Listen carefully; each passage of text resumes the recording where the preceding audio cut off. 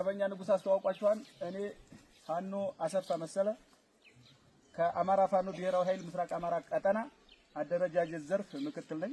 ፈሪሃ አላህና እግዚአብሔር የአማራ ህዝብ እንዲጠፋ ተወስኖበታል። ግን እንዳይጠፋ ደግሞ መልእክተኛ ልከውለታል። ያ ማለት አሳረኛው ፋኖ ማለት ነው። የአማራ ትግል መነሻው ምንድነው? መነሻው የአማራ ህዝብ ማወቅ አለበት። መነሻው ማለት ነው። መነሻውን እስካላወቅነው ድረስ መዳረሻውን ልናውቀው ስለማንችል የአማራ ህዝብ መነሻው አብይ አህመድን ካመጡበት በኋላ ጠቅላይ ሚኒስተር ካደረጉት በኋላ የአማራ ህዝብ የተደረገበት የዘር ማጥፋት ጭፍጨፋ 1 2 3 ብለን እንነግራቸዋለን። የትግላችን መነሻ ስለሆነ ማለት ነው። አብይ አህመድ ወደ ስልጣን ከመጣ በኋላ ስመኘው በቀለን አሳጣን። የአማራን ምሁር የአማራን ጀግና አባይ ግድብን የደፈረውን ጀግናችንን ስመኘው በቀለን አሳጣን።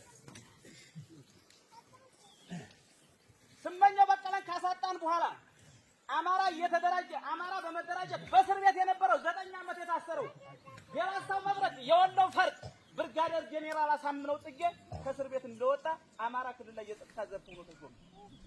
እሱ ከተሾመ በኋላ የአማራ ህዝብ ከ500 ዓመት በፊት የተሰራውን ታሪክ ትንትና አርጎ ለአማራ ህዝብ ማስተማር ጀመረ። እየደረሰብን ያለውን ግብ ከነ አጼ ሚኒሊክ ከነ አጼ ቴዎድሮስ ከነ በላይ ዘለቀ ፋኖነት ጀምሮ ያለውን ነገረን እና ቢኖር ጴጥሮስ የሰሩትን ነገረን። ያ ታሪክ አሁንም ተመልሶ መጥቷልና የአማራ ህዝብ ካልተደራጀና ካልጠነከረ ከ500 ዓመት በፊት የነበረው ይደገማናል።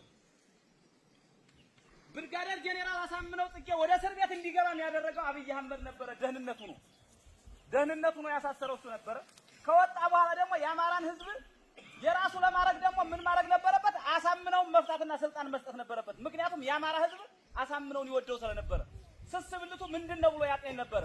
የአማራን ህዝብ የኔ ለማድረግ ምን ማለት አለብኝ ነበር? አንደኛ እናሳምነውን ስልጣን ላይ ማስቀመጥ፣ ሁለተኛ ኢትዮጵያ ኢትዮጵያ እያለ ማልቀስ አብይ አህመድ። ምክንያቱም ኢትዮጵያ ስንባል አማራ ማለት ስስብልት ያለን ኢትዮጵያ ሲባል የምንሸወድ ስለሆነ በአረንጓዴ ቢጫ ቀይ ባንዲራ ብቻ የምናምን ስለሆነ ብርጋዴር ጄኔራል አሳምነው ጽጌን 2011 ዓ.ም አብይ አህመድ እና አምባቸው መኮንን የአማራ ምሁራኖች ገሎ እርስ በርስ ተጋደሉ ብሎ ሴራ ሰራብን። ሽመልስ አብዲሳ ምን አለን? አባይ ማዶ ተሻግረን ቁማሩን በልተናል ብሎናል አላለም? ብሎናን እኮ ነግሮናን እኮ አባይ ማዶ ተሻግረን ቁማሩን በልተናል ያለና እነ ብርጋዴር ጄኔራል አሳምነው ጽጌና እና አምባቸው መኮንን ሲገሉ ነበር። የአማራ ህዝብ ግን አልነቃም ነበር። 9 ጊዜ በላጎ ምሽግን ሞክሮ በሞርተር በመድፍ በዙ በዱረን በታንክ ያልቻለውን ለምስራቅ አማራ ፋኖ 1 ቀን ተሰጠው። መስከረም 15 ቀን 2015 ዓ.ም በላጎ ምሽግ ላይ ምን ተሰራ እና አሸናፊ አለሙ ምን ሰሩ ብለህ ጠይቅ። በላጎ ምሽግ ሲሰበር ለ6 ሰዓት ነበር የፈጀው። መከላከያ 9 ጊዜ ያልቻለው በ6 ሰዓት ውስጥ ግን የተሰዋብን የአማራ የቁርጥ ቀን ያሳረኛው ፋኖ 9 ነበር። በላጎ ምሽግ ሲሰበር እና አሸናፊ አለሙ እነ ሲናምላክ ደጉ ሲቀሩባት እዛች ተራራ ላይ 9 ሰው ተሰውቶብን በመከላከያ ሰራዊት 9 ጊዜ ተሞክሮ ፋኖ እንዴት በ6 ሰዓት ይሰብረዋል? የኔን ስም ወስዳውብኛልና በላቸው ብሎ ለ105ኛ ኮማንዶዎች አብይ አህመድና ምርኮኛው ብርሃኑ ጁላ ትእዛዝ አውርደው ከጀርባችን ተመትተን 104 ሬሳ 143 ቁስለኛ ይዘን ወጣን። በመከላከያ ሰራዊት የአማራ ህዝብ ልታውቀው ይገባሃል። እኛ ግን የዛን ሰዓት ሀገር ማፍረስ ነውና ዋርካው ምረው ወዳጆ ሚስጥሩን አላወጣውም ነበር። ምክንያቱም በዛ ሰዓት መከላከያ መታይብን የሀገር መከላከያ ሰራዊትን አማራ ወጋው ብሎ ደግሞ አብይ አህመድ ሌላ ስም ስለሚሰጥ እንደ ህወሓት 104 ሬሳ ስንቀብር ግን ማሳ ነበር የተቀበሩት።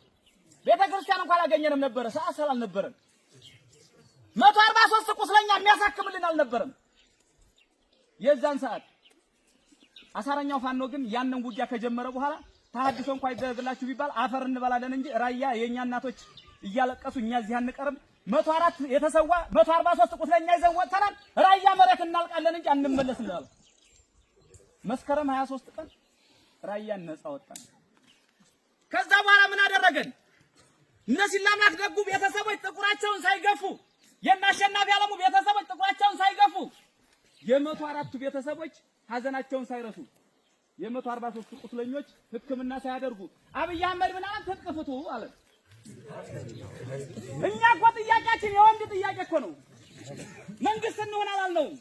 ነገር ግን ክተት መክት ብለህና እያለ የተሰዉትን ካስልን የታመሙትን አሳክምልን እኛ ሰርቶ እንበላለን። የኛ ጥያቄ የነ መሐመድ ቢሆን ልጆች ምን ሊሆኑ ነበር ነው የኛ ጥያቄ። የነ ሞላ ደስዬ ልጆች ምን ሊሆኑ ነበሩ ስላሴ ላይ የተሰዉት ብለን ነበር የኛ ጥያቄ። በክራንች የሚያርዙ ወንድሞቻችን ማን ነው የሚያሳክማቸው ብለን ነበር ጥያቄያችን። ካንዴ ሁለት ሶስቴ ይህን ጥያቄ እየተጠየቅን ካላሳከማችሁልን ካልካሳችሁልን ትጥቅ አንፈታም። ትጥቅ መፍታት ነበረብን አልነበረብንም? አልነበረብንም አይደል? አንፈታም አሉ። እኛ እንፈታም ስንለው የህዝብ ልጅ መሆናችንን አወቀ። ፋኖን ትጥቅ ማስፈታ የአማራ ልዩ ኃይል ከጀርባ እነሱ ወግኖ ይመታኛል። ስለዚህ የመጀመሪያ አማራጭ የአማራ ልዩ ኃይል ትጥቅ ማስፈታት አለብኝ ነበር። አብይ አህመድ ቁማሩ መጋቢት 29 እና 28 ትጥቅ ይፈታሉ የአማራ ልዩ ኃይል በሁሉም ክልሎች ያሉት ልዩ ኃይሎች ትጥቅ ይፈታሉ የሚል መመሪያ ወርዶ ባህር ዳር ላይ የመጀመሪያ ትጥቅ የሚፈታው ብሔር ግን ማን ነበረ? አማራ ነበረ። የመጀመሪያ ትጥቅ የሚፈታው መድኃኒት አይጥ ላይ እንደሚሞከረው አማራ ላይ ነው አብይ አህመድ ውሳኔ የሚሞክረው። ከዛ በኋላ ምን አደረገ? ከመራዋ ጀምሮ እስከ ደብረ ብርሃን አዲስ አበባ ጫፍ ድረስ የተኩስ ናዳ አደረባት። አማራ ክልል ጥቁር መዝገብ ናት ያዟል። እናቶች እንዲሸበሩ አባቶች እንዲሸበሩ አማራ ያለበት ቁመራ ምን እንደሆነ ግራ የተጋባና የተወዘጋገበ ማህበረሰብ እንዲሆን ነበር የሚፈልገው አብይ አህመድ። ተኩስ ያደረው ግን ባረቃሙ አገኘው ተሻገር የሰለጠነው ልዩ ኃይል የብርጋዴር ጄኔራል አሳምነው ጽጌ ልዩ ኃይል አልነበረም። ያን ምን ነበር ፍላጎቱ? አማራ ማወዛገብ ጥይት እየተኮሰ የራያ ቆቦ ወጣት ጤናኛው ግን ምን አድርጎ ነበር? የእውነት ልዩ ኃይሉ ሊፈርስ መስሎት ምግብ ቤት ዙረን አንድ ምግብ ቤት ልዩ ኃይል እንዳትቀበሉ ልዩ ኃይል የበላው ነው ብላችሁ ለኛ ሪፖርት አድርጉልን እንከፍላለን። ልዩ ኃይል ዩኒፎርም የለበሰ በነፃ ይብላ ይጠጣ ብለን ሆቴል አዘዝነኛ። የእውነት መስሎን ለካ የናገኘው ተሻገርና የና አብይ አህመድ ጎሳ ናቸው እነሱ። ወደኛ ይመጣሉ መስሎን ሲፈርሱ እኛ ጫካ ገባን ወንድሞቻችንን ይዘን እንዋጋለን ብለን። አርበኛ ኮማንዶ ፋኖ ዳንኤል አለሙ ሚያዚያ 1 2015 ዓመተ ምህረት ከብልጽግና ጋር ግልጽ ጦርነት የጀመርንባት መላጭ ሳባ። አርበኛ ኮማንዶ ፋኖ ዳንኤል አለሙ ሚያዚያ 1 ብልጽግና ጋር ቆቦ ከተማ ላይ ጦርነት የጀመረ የመጀመሪያ የምስራቅ አማራ ፋኖ በዋርካው ምሪ ወዳጅ የሚመራው ነው። ከሚያዚያ 1 በኋላ ፋኖ መሳደድ ጀመረ። እሁድና ሰኞ ከባድ መሳሪያ ወልዲያ ላይ ቆቦ ላይ መተኮስ ተጀመረ። በዛን ሰዓት ዋርካው ምሪ ወዳጆ ምን ነበር ያለው? በላጎ ላይ ራያን ጥቁር አልብሼ ሰሜን ወሎን ጥቁር አልብሼ አሁንም ልደግመው ነው አለ። የበቀት አካሄድ ግን የሄደው ዋርካው ምሪ ወዳጆ ጊዜያዊ ስምምነት አለ። ጊዜያዊ ስምምነት ብሎ ለአንድ ቀን ሰራዊትን ቦታ ካስያዘ በኋላ የማይሰራ ዲሽቃ ከሰጠ በኋላ የማይሰራ ስናይፐርና ብሬን ሰጠን ሸወርናቸው። ፍቃችንን ግን ጫካ ደብቀን ነበርኛ። ልጆቻችንን ከቤት አስገብተን ነበር ያለ። ምን ሳይሞላው በምስራቅ አማራ ፋኖ ጀብድነት ጽንፈኛውን አሸባሪውን እያለ ሲናገር የነበረው ግርማዬ ሽጥላን ሸዋ ላይ ሸኘ ነው። አንድ አለ የፋኖ ትግል። ኮማንዶ ዳንኤል አለሙ የሳባት ምላጭ ጀመረች፣ ሄደች፣ ተቀጣጠለች። የብልጽግና ጽፈት ቤት ኃላፊ የሆነውን የአማራ ክልል ግርማዬ ሽጥላን ሸዋ ላይ እርምጃ ተወሰደበት። ፋኖ ግስጋሴውን ጀመረ። የፋኖ ትግል ከመነሻው ጀምሮ ግስጋሴውን እዚህ የደረሰው ለምንድን ነው? ወለጋ ላይ 360 አማራ አንድ ጉድጓድ ተቀብረውበት ነው። በአማራነት በእምነት አልተገደሉም። ወለጋ ላይ እስልምና ሃይማኖት ተከታይም ኦርቶዶክስ ሃይማኖት ተከታይም ጴንጤም ሁን አማራ ስለሆንክ ብቻ ግን ትሞታለህ በሚለው መርህ በእነ አብይ አህመድ በእነ ብርሃኑ ጁላ በእነ ሽመልስ አብዲሳ ትእዛዝ ወላሂ ሁለተኛ አማራ አልሆንም። አንሻን ሰይድ ድምጿ ነበር ያን ወላሂ ሁለተኛ አማራ አልሆንም። ለምን? አማራነት የሚያስገድል እስልምና እምነት የሚያድን መስሏት ነበር። ግን ማን ነው የሚያስገድለው? አማራነት ነው የሚያስገድለው። የቀብር ስነ ስርዓት እኮ አይደል? ቤተክርስቲያን ሄደን ወግ ማረጋለሁ አይደል? መስጊድ ሄደን ወግ ማረጋለሁ አይደል? በሎደር ተቆፍሮ 361 ላይ የተገነዘ ያልተገነዘው ሴትና ወንዱ የማይለየው ትልቅና ትንሹ የማይለይበት ቀብር ተፈጸመብን። ትግል ያስወጣን ይሄ ነውኛ መነሻችን። ደብረ ኤልያስ ገዳም ላይ 251 መነኩሳት ተገለውብናል። አዲስ አበባ ላይ መስጊድ ፈርሶብናል። 360 ቤተክርስቲያን ፈርሶብናል። አብይ አህመድ ከመጣ አዲስ አበባ ላይ ቀድሶ ሲወጣ 9 ሰዓት ላይ ካን ተገለውብናል። አልተገለውም። የሃይማኖት አባቶች ተገለውብናል። ደምቢ ዶሎ ዩኒቨርሲቲ የአማራ እናቶች የአማራ አባቶች ልጆቻቸውን ይማሩልናል ብለው መምህራኖች ያስተማራቸዋቸው ልጆች ደምቢ ዶሎ ዩኒቨርሲቲ ገብተው በነሽመልስ አብደሳና በነምርኮኛ ብርሃኑ ጁላ ትእዛዝ 17 የዩኒቨርሲቲ ተማሪ ለ8 ተደፍረው ጾታቸው ተቆርጦብናል። ያታግላን አታግልም? ያታግላን። ትግላችን ይሄ ነው መነሻችን። ነገር ግን አዲስ አበባ ላይ 40,000 ቤቶች ያማራ ፈርሰዋል። 40,000 የኮሪደር ልማት በማለት አብይ አህመድ ያነቅር ምንድነው? አማራን ከአዲስ አበባ ማፈናቀል ነው። የኮሪደር ልማት አይደለም፣ አማራን የማጥፋት ስራ ነው። 40,000 ቤቶች ሲፈርሱ አንዷና ትምህርት ቤት የደረሰው ልጇን ልታወጣ ስትሄድ እቤት እየጠባ የነበረው ልጅ አላወጡትም። ፎቁን ሲያፈርሱ አዳፈኑት። ጩኸት አለ፣ እየጮህብን ነው፣ አውጡኝ የሚል ድምፅ አለ። ያታግለናል አያታግለንም? ያታግለናል። ይሄ ነው ትግላችን። እናት ግን ምን ነበር የጠየቀችው ልጇን ይዛ ስትመለስ? ልጄስ ነበር ያለችው። ፎቅ እንደሚሰራ ታውቋለች፣ ንብረት እንደሚመጣ ታውቋለች፣ እንጀራ ጋግሮ መብራትን አስተምራለች። የአማራ እናት የጠየቀችው ጥያቄ ግን ልጄስ ነበረ። የነሽመልስ አብደሳ የነምርኮኛ ብርሃኑ ጁላ ትእዛዝ ግን የነበረው ድፋት ነበር። ይሄን ድምፅ ስላሰማች ብቻ ልጄን ብቻ ብላ ስለጠየቀች ወደ ልጇ ሸኛት ተብሎ ተሸኝታብናለች እናታችን። ይሄ ነው እኛ ትግል ያስወጣል። ኃይል ማጠናከር ተጀመረ። ነገር ግን የና ኃይል ስናጠናክር ህወሓት እንደ ትግሬ ሁና ስትገጥመው ልዩነት የላትም ነበር። አማራ ላይ ግን የአማራ ጥቁር ተፈጠረብን። የአማራ ጥቁር እንንገራችሁ ሶስት ክንድ ምረት ቢይዛቸው እነ ደምስ የብልጽግና ሰው ሁነው ከፋፈሉን፣ ለዩን። ትክክለኛ ታጋዩና ትክክለኛ የማይታገለውን የአማራ ህዝብ ማወቅ አልቻለም። አርበኛ ንጉስ አበራ እንደነገራችሁ ፋኖ ያልሆነ ፋኖ መሳይ ተፈጠረብን። ዩኒፎርም የለበሰ ፋኖ መስሎ ፋኖ ያልሆነ የአማራን ህዝብ የሚዘርፍ የሚደፍር የሚያንኳኳ የሚሰርቅ ኬላ የሚሰራ ፋኖ ተፈጠረብን። ማን ነው የፈጠረብን? አብይ አህመድ ነው። ማንን ተጠቅሞ? ጥቁር አማራን፣ አድማ በታኝ ፖሊስና ሚኒሻን እነ ደምስን ተጠቅሞ ሰለሞን በቅሎ ማነቂያ ላይ እነ ሰለሞንን ተጠቅሞ 7 ሆነው እየዘረፉ የበቅሎ ማነቂያን ህዝብ ሲያሰቃዩ የነበሩት እነዛ ምን ነበር የሚሰሩት? የአማራን ህዝብ እየደፈርክ እያንኳኳ እየሰረክ ህዝቡ ፋኖን እንዲጠላ አድርጉልኝ ተብሎ ነበር። ትክክለኛውን ተዋጊ ለማስጠላት ህዝቡ ሆ ብሎ ፋኖ ይጥፋልኝ እንድል መረጃ እንዳይሰጠን እንዳያበላን እንዳያጠጣን እንዳያሳክመን እንዳይቀብረን እንዲጠላን ነበር የተሰራው። እኛ ግን በሞታችን በቁስላችን የአማራን ህዝብ አንቀን ይዘነዋል። በሄንበት ቦታ እያስተማርን ፖለቲካ እየሰራን የትግላችንን መነሻ እየነገርን ይሄ ሁሉ ስራ ስንሰራ ይሄ ሁሉ ትግል ስንታገል በተወለድንበት ሀገር በጭረጨ ውሃ ቁስላችንን እያጠብን ጎበዝ። ለምንድን ነው ለነጻ የምንሰወው? የ19 እና የ21 ዓመት ልጅ ዘሩን ሳይተካ የሚሰወው በነጻ ደመወዝ በሌለው ለምንድን ነው? እቺ ሞታችን በሞታችን ነው የአማራን ህዝብ እኛ ማሳወቅ የምንፈልገው። በቃላት ብቻ አይደለም፣ በንግግር ብቻ አይደለም፣ በተግባር እያሳየንም ስለሆነ ፀሐይ በማያስጥለው ዝናብ በማያስጥለው በደሳሳ ጎጆ በር በሌለው ጫካ ውስጥ ተቀምጠን ለምን ይጠቆምብናል? ለምን እዚህ ያሉ እንባላለን? ማን ነው እዚህ ያሉ የሚለን? ግን ታንቃ ነው፣ የበቅሎ ማነቂያ ነው፣ የቃሊም ነው፣ የአዋስ ልጅ ነው፣ የዲኖ ልጅ ነው ጥቆማ የሚሰጥብን። አማራ የሆነ ጥቁር አማራ ማለት ይሄ ነው። እነሱ ስልክ ደውለው ባይነግሩብን እኛ ያለንበትን ጫካ ካምቦ የመጣ ኦሮሞ ያውቀውን አያውቀውም? እስኪ በዚህ ተራራ ውጣ በለው፣ ወዴት ነው የሚሄደው?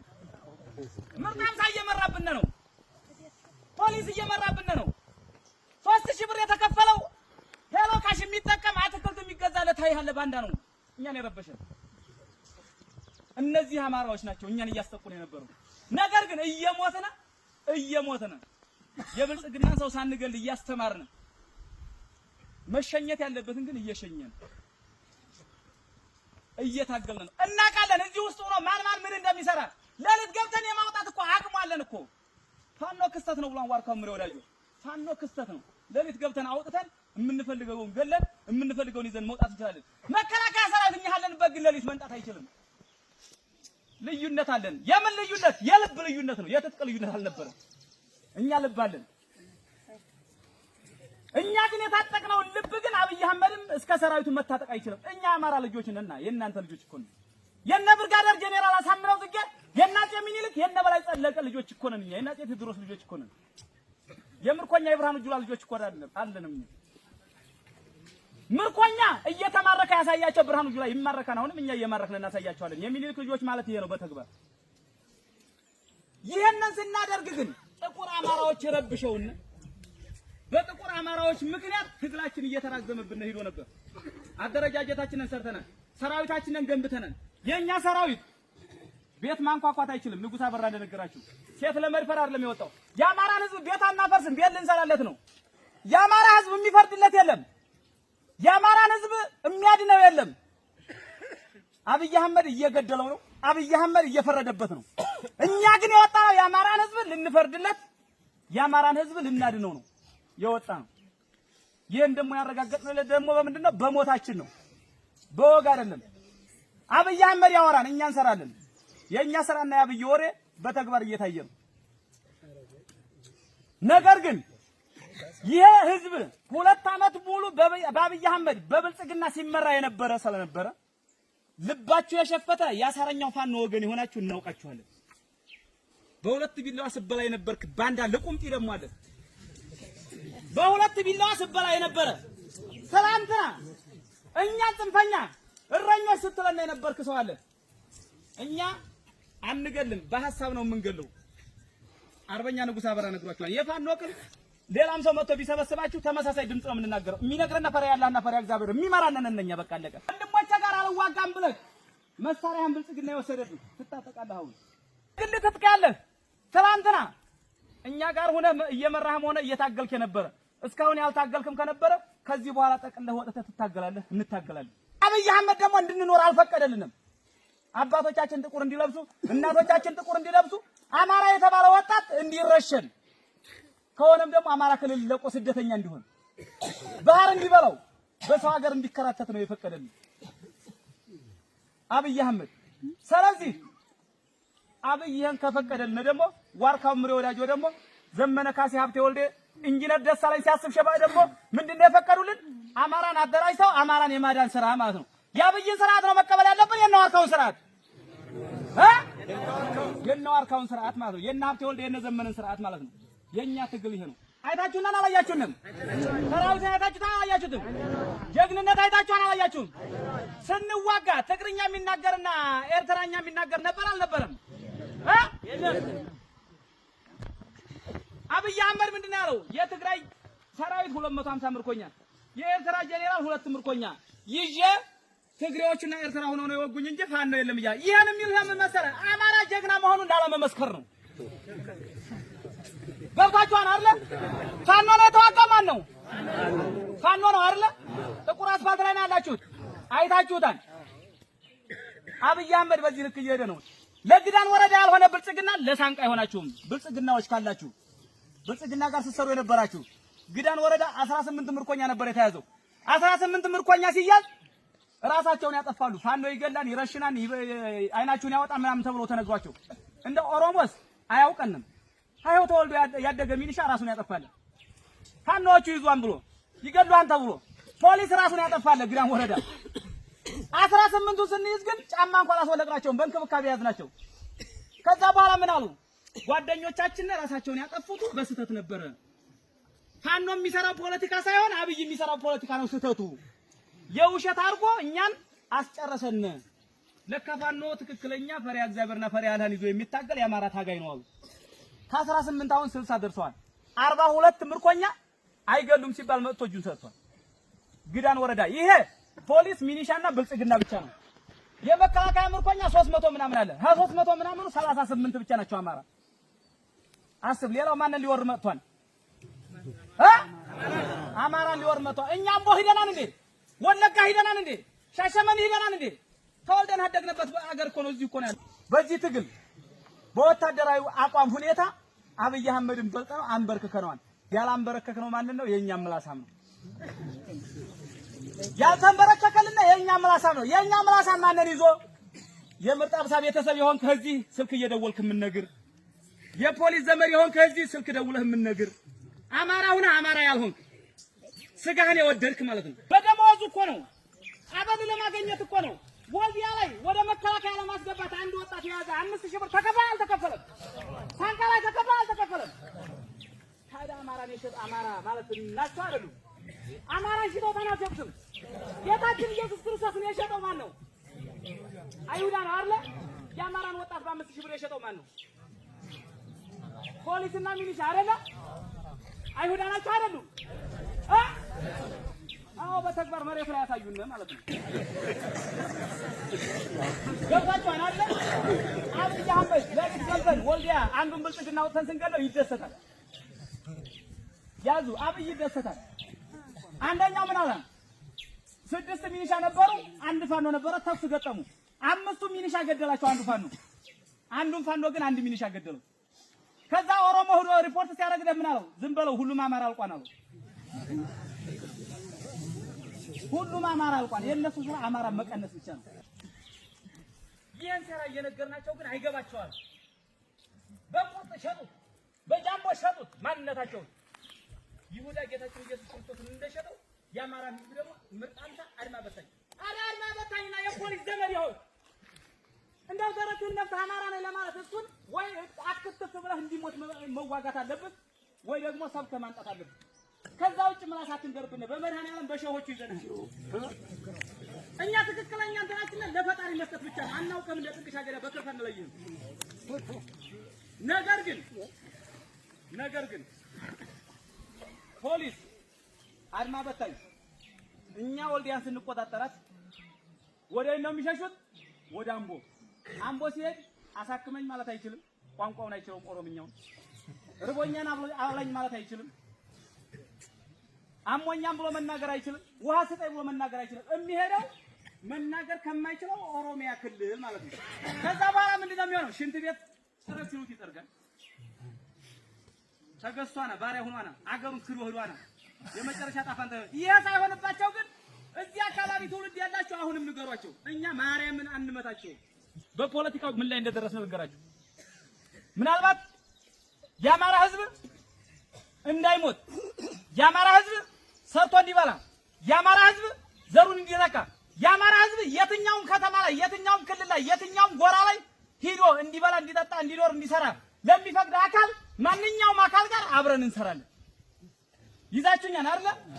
አማራን የሚያከብር ከሆነ አማራ እንዳይሞት የሚፈልግ ከሆነ አማራ ሲያገኝ የሚደሰት ከሆነ አማራ የትኛውም ቦታ ላይ ሄዶ ሲኖር አማራ ነኝ ብሎ ደረቱን ነፍቶ ሲናገር የማይከፋው አካል ካገኘን አብረነው እንሰራለን። ነገር ግን የአማራ መሞት የአማራን ርስ መውሰድ የሚያስደስተው የአማራ የዘር መጥፋት ጭፍጨፋ ሲደረግ የሚያስደስተው የአማራ መምህርም ሆነ አርሶ አደርም ሆነ ነጋዴ ሌላ ክልል ላይ ሄዶ ሲያስተምርም ሆነ ሲነግድ የሚቀናና የሚከፋው አማራን የሚገድል አካል ጋር ግን ማንንም ጋር አንሰራም። ጠላታችንን ፖለቲካችን በዚህ ልክዷል። አብይ አህመድ ግን ትላንትና ስንጨፈጭፈው ስንማርከው ስንገለው አቅም ሲያጣ ምን ብሎናል? መካነ ሰላም ላይ ያዙ በደንብ እስልምና ሃይማኖት ተከታይ አላችሁ ናችሁ ነገ አላችሁ አይደለ? አሉ ያዙልኝ። እስልምና ሃይማኖት ተከታይ አባቶች ይኸው እዛ ፊት ለፊት እያያችሁ ይኸው ፀሐይ ነው የምንናገረው። የእምነት ትግል አይደለም የምንታገለው እኛ የማንነት ትግል ነው። ትግላችን የእምነት ትግል አይደለም የማንነት ትግል ነው። እናንሻን ሰይድ የተሰውበት እነ መሐመድ ቢሆነኝ የተሰውበት ትግል ነው። መስጊድ ፈርሶብናል፣ እናንሻን ሙተውብናል። ነገር ግን አብይ አህመድ መካነ ሰላም ላይ ምን አለን? አስተዳደር ጸጥታ የነበረው የመካነ ሰላም አስተዳደር ጸጥታ ኃላፊ የነበረ ሙስሊም ነው። ፋኖ መካነ ሰላምን ሲቆጣጠር መስጊዱ ገባ። መስጊዱ ገብቶ ተኩስ ጀመረ። የተኮሰብንን አካል መምታት አለብን የለብንም?